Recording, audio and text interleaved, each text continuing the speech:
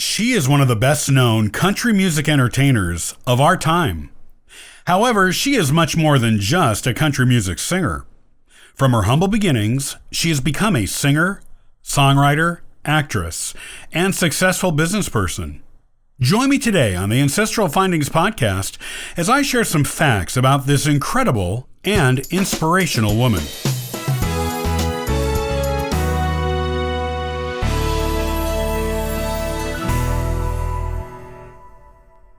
One of the best-known musical artists of our time, Dolly Parton, is not only an entertainer, but a philanthropist and savvy business person who inspires and delights people around the world. She was born as Dolly Rebecca Parton on January 19, 1946, in her family's home, a one-room cabin in Pittman Center, Tennessee, located in the Great Smoky Mountains. She came from a large family, being the fourth of 12 children.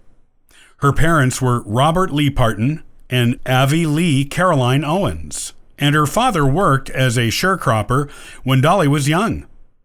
He later moved into farming his own land and also worked side gigs as necessary to feed his large family and pay the expenses. Her father was illiterate, but smart, and Dolly credits him with her business savvy. Her mother was a homemaker who was often ill due to all the pregnancies before she was 35 years old and from taking care of so many children. Still, Dolly's mother entertained her children with mountain songs and tales of local folklore, and Dolly credits her with her musical ability. When Dolly was still very young, her family moved a few miles away to a farm on Locust Ridge, and it is here that she experienced most of the happy childhood she later wrote about in some of her most famous songs. She loved the Locust Ridge home so much that she purchased it back from its new owners in the 1980s. While her family was very happy, they were also living in poverty, which Dolly chronicles in some of her other famous songs, such as Coat of Many Colors and In the Good Old Days. Her father paid a bag of cornmeal to the doctor who delivered her, instead of cash. In those days, it was common for country doctors to accept payment in livestock and farm goods, like eggs and produce. Music played an important role in Dolly's life from an early age. Her mother's father was a Pentecostal minister, and she grew up attending his church. Her first public music performances were there. She began learning to play a homemade guitar when she was 7, and her uncle bought her a real one for the first time when she was 8. While still a child, she began singing on local radio and TV shows, and recorded her first single when she was 13. The song, Puppy Love, was recorded on a small label from Louisiana called Gold Band Records. Soon after that, she performed at the Grand Ole Opry and met Johnny Cash. Cash encouraged her to follow her music career and to always let her own instincts guide her in the management and direction of it. Unlike many kids her age in her area of the country at that time, Dolly graduated from high school. The very day after her graduation, she moved from her family's one-room cabin to Nashville and signed as a songwriter with Combine Publishing soon after arriving in that big city. In that company, and often with her uncle Bill Owens as her songwriting partner, Dolly wrote several charting singles, which included 2 top 10 hits. She signed as a singer with Monument Records when she was 19 and expressed a desire to perform country music. However, Monument did not think her unique voice was suited to this type of music and billed her as a pop singer instead. Only one of her pop songs with Monument charted.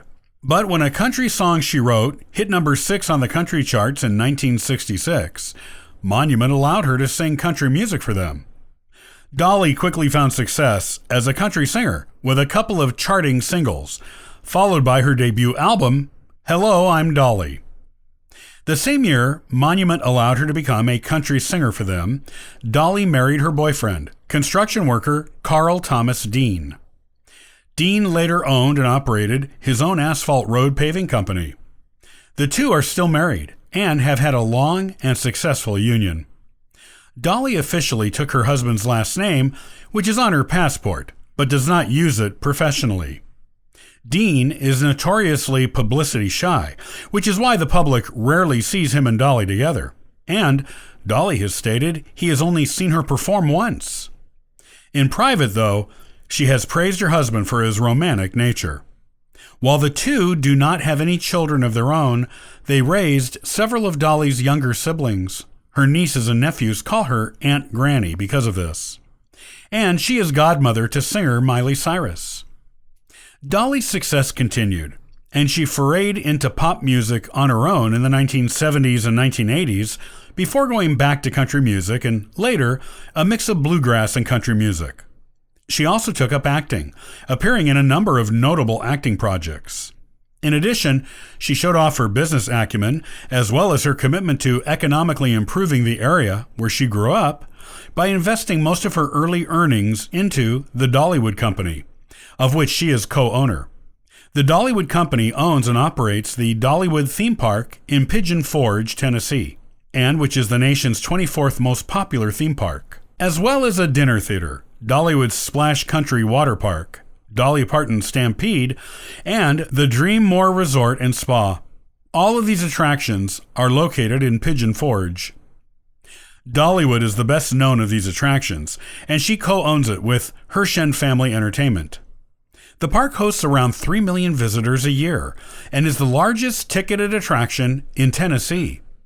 The park features traditional Midway-style thrill rides and also showcases arts and crafts of the Smoky Mountain people. Concerts and other musical events are held at the park every year as well.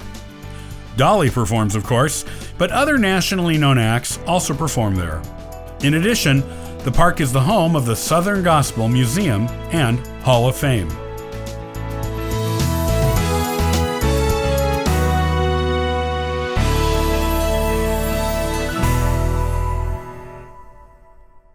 Do you have Dutch surnames in your family tree?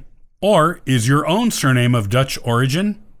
Join me the next time and I'll show you that knowing the meaning and origin of Dutch surnames can tell you more about your ancestors than you may imagine.